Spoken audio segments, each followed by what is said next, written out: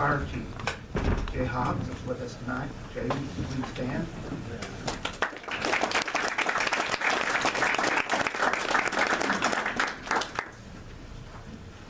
With that, we'll move on to public comment. Oh no, we'll move on to approval of the agenda. With the addition of 5A, new business, pay request number 6, final project 2014-02, Forest Park bathroom and Glenwood Park bathroom improvements.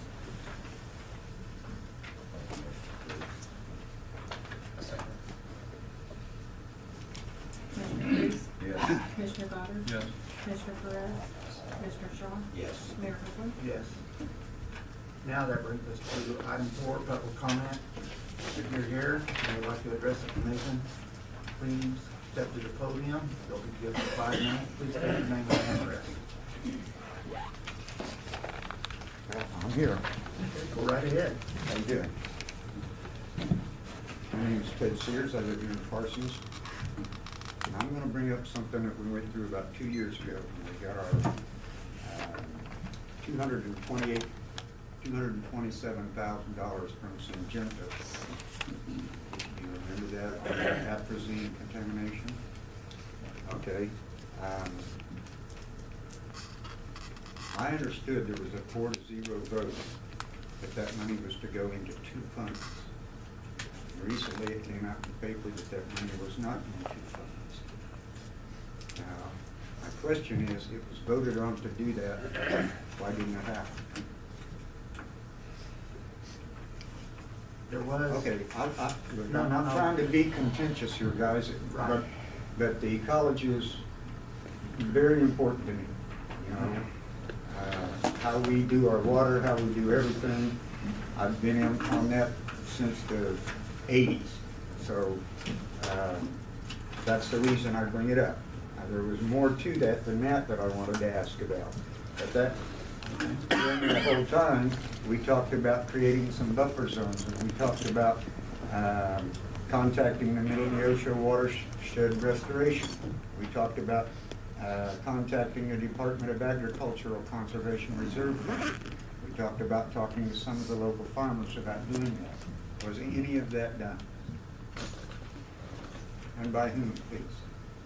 Derek has been working with the organizations up north for the buffer zones. And the funding that was for that has been put into a separate fund for lake improvements. The lawsuit settlement was not distributed at the point in time it was voted on, but it has since been distributed that way. But wasn't it voted to go into those 2 funds? Yes, it was, but passed. It just was not done. It just didn't happen? No. Okay, It's been distributed. that's a hard one for me to see when I see a 4-0 vote to do that. It's been distributed since then. Okay, that's, so did we come up with anybody gonna help us by putting their crops back further from our water source? Do we have any kind of answers? I guess what I'm asking, did we get anything done, or did it just kind of go away for a while? Because if it went away for a while, then I have to question it. It has not gone away. I'll let Derek answer for us. Okay. He's been meeting with several people and Well, I'm sure you understand my concern here. This is We do. something I've been going into for a long time. And, you know, what occurred to me was that we showed that atrazine was at 3.0, and then I come up here and they say, oh, that's fine and dandy, but the maximum level is 3.0, and we were at 4.5, and I'm going, wait a minute, we were out of control. I think Derek can. Right? Okay, I won't put you on the spot about that. And I'm done. Thank you. First off, the atrazine levels are really only high in the springtime when the corn is getting put in the ground. So, but that's also when we get a lot of rains.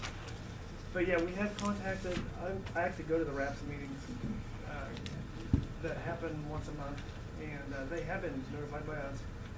Herschel George is the guy from part of K-State, he's been authorized to get any buffers he can in our area, and has yet to get anybody to sign up for that. But him and Doug Blex have both been informed that if they find anybody, we do have money to sweeten that pot to get them signed up. So we're just kind of waiting right now for some, for the farmers to agree to it. So That- the it has answer to happened. your question is nobody's stepped forward? Is that- Right, but they're still trying.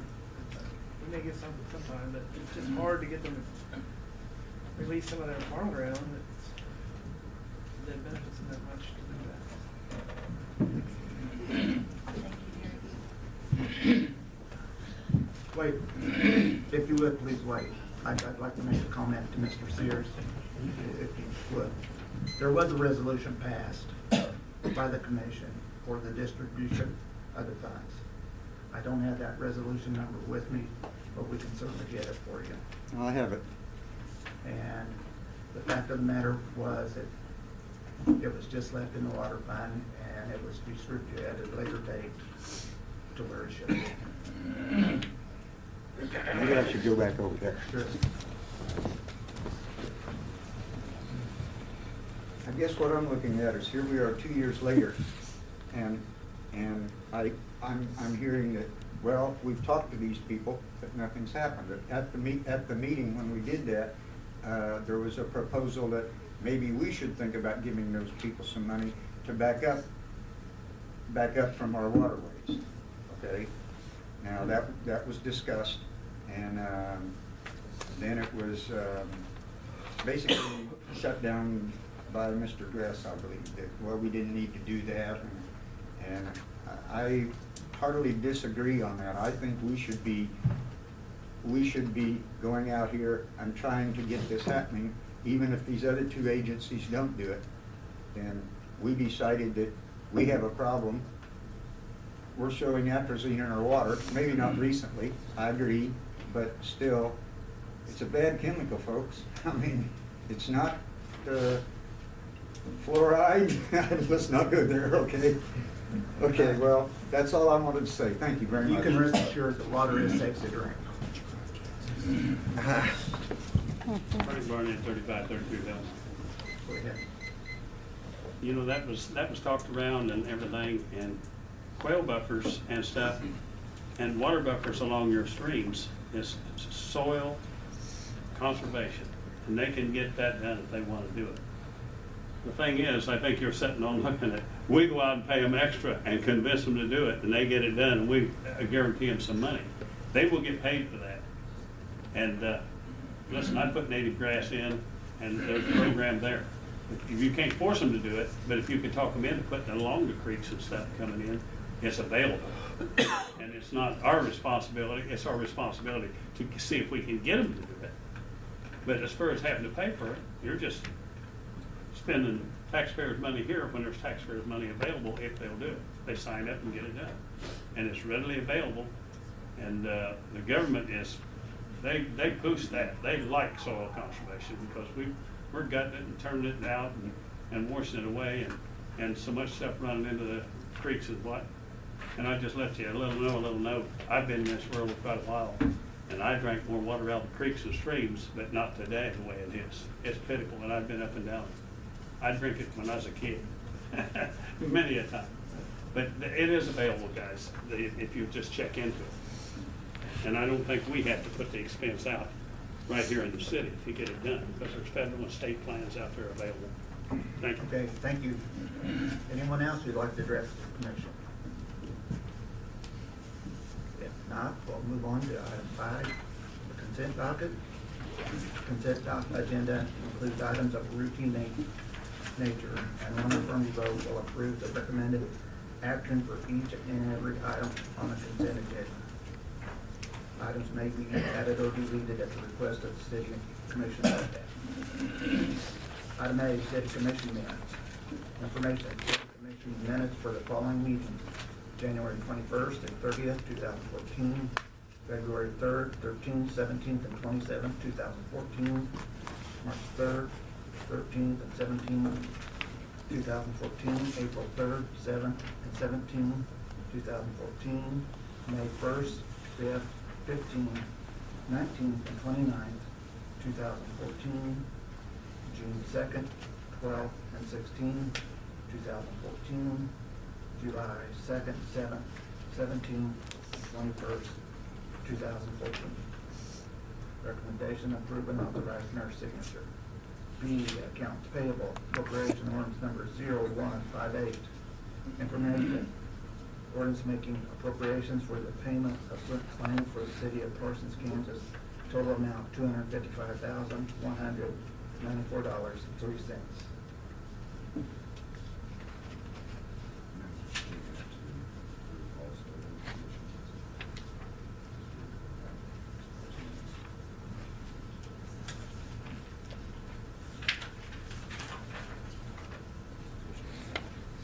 Additional minutes. July 31st, 2014, August 4th, 8th, 14th, 18th, and 28th, 2014, September 2nd and 9th, 2014. Item C, bid date, Sella Hay, 2015. Information, set Thursday, February 26, 2015, at 10 a.m. as a date and time to receive bids on the sale of hay at Lake Parsons, Tri-City Airport, and Flynn Park. Recommendation set date.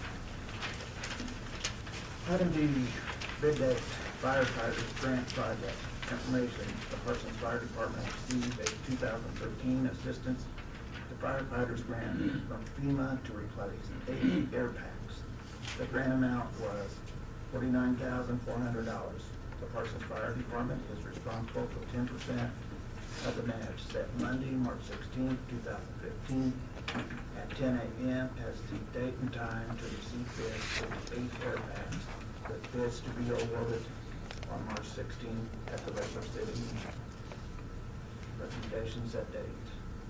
Item E, bid date, 2015 sanitation refuse tax information set Tuesday, March 10, 2015, at 10:30 a.m. as the date and time to receive bids for the 2015 sanitation refuse containers. Recommendations set the date. Item F, bids. Fire truck information. Bids were received on Monday, January 26th for the sale of 1993 E1 Hurricane aerial ladder truck. One bid was received from the city of Chatopa for $5,000 plus $1,000 per year for 5 years, total of $10,000.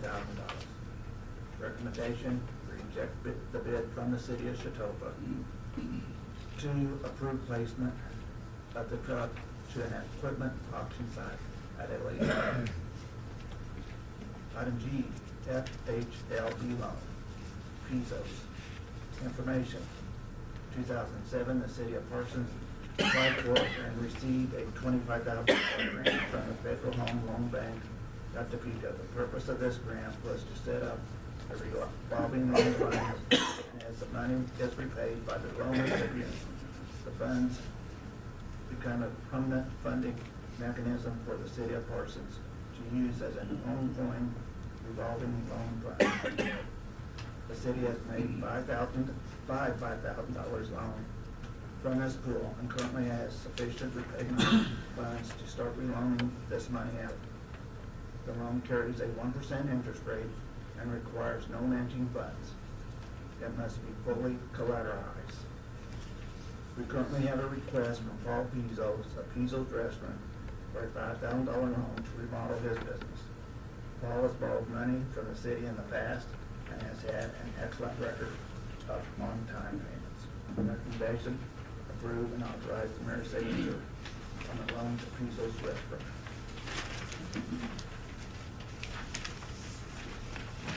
And with that,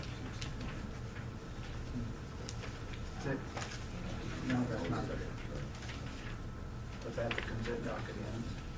If there aren't any questions or discussion, I move approval of the consent docket.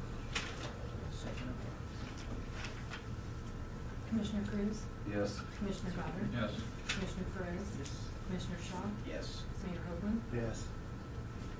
That brings us to item 6, department reports.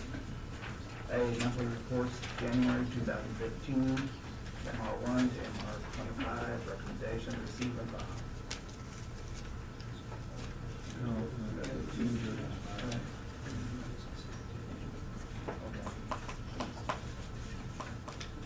jumping ahead. Item 5, new business. Take that over. Pay request number 6. And final payment for project 2014-02 Forest Park bathroom and Glenwood Park bathroom improvements. Information is Inman Construction submitted pay request number 6. And final, in the amount of $7,939.10 for work completed through January 20, 2015. Construction of Forest Park bathroom and renovation at Glenwood Park bathroom are complete. The recommendation is to approve and authorize payment to Inman Construction. There's no discussion on it. Move approval. Second. Commissioner Cruz? Yes. Commissioner Goddard? Yes. Commissioner Perez? Yes. Commissioner Shaw? Yes. Now, with that, we'll move on to department reports. Monthly reports of January 2015. MI, rated MI1 to MI25, recommendation received and filed. I move that we receive and file monthly reports. Commissioner Cruz? Yes. Commissioner Goddard? Yes. Commissioner Perez? Yes. Commissioner Shaw? Yes. Mayor Holman? Yes. That brings us to item 7. Public comment. Again, if you're here and would like to address the commission, please step to the podium, state your name and address, and you'll be given 5 minutes to speak.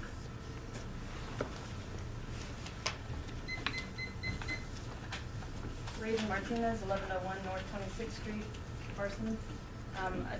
Just real quick, I'd just like to propose that when the commissioners are going through the agenda, before you actually vote, that it's actually stated, would anyone present wish to comment on this item? Because sometimes it seems like you guys just kind of rush into, I'll make a motion and vote. And when you're sitting in the audience, you kind of feel like, oh no, I needed to jump up there. And so if it was actually plainly out there, would anyone present wish to comment on this item? And then give a pause, and then if no further comments are desired, I need a motion at this time, and then to take the vote. And then I'd propose also that after the vote, that the mayor would state something to the effect of item number, whatever the item is, passes or fails by a vote of whatever the vote was. And that's about all right now. Thank you. All right, thank you for your comments. Anyone else who'd like to address the commission? If not, we'll move on to staff comment. And we have 2014 year in review. I'm going to first Carrie. She's put a PowerPoint together of some of the things that happened in 2016.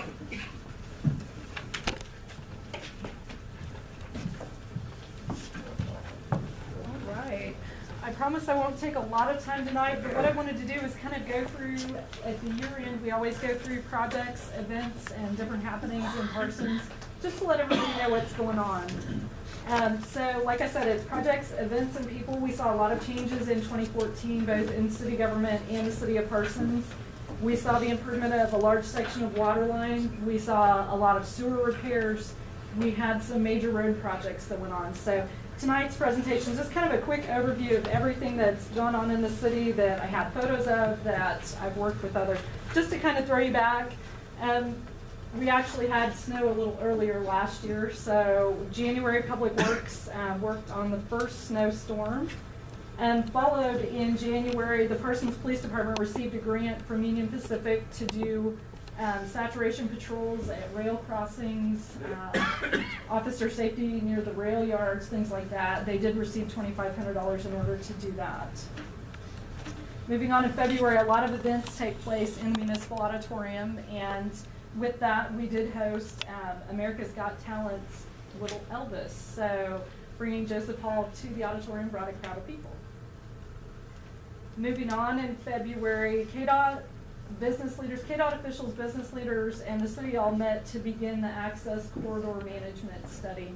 And with that, here we have Curios with Old Dominion talking with Daryl and the engineers as well as KDOT to talk about access issues for the